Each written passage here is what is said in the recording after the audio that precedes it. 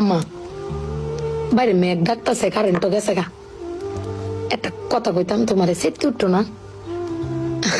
তোমার মানে কয়দিন ধরে না আমি একটা জিনিস ভাবতেছি, এবার ঈদে জিনিসটা আমার চোখ পড়ছে। ভাবতেছি তোমার কেমন তুমি সেটকে উঠো কিনা, ডরের সুরের দিন কইছি না।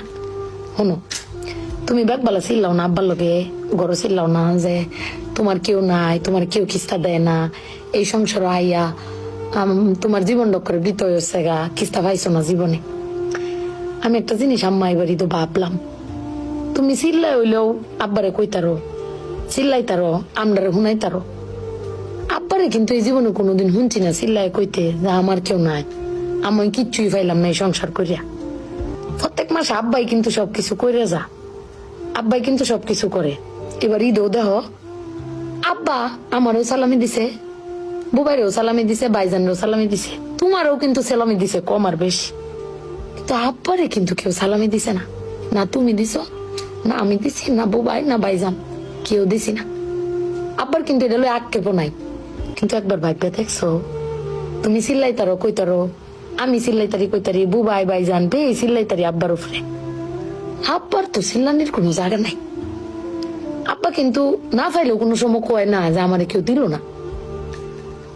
আমি কিন্তু এই জিনিসটা আম্মা ভাবছি, তুমি ভাবছো কিনা জানি না। আব্বার কিন্তু কোনের কোনো জায়গা পায় না।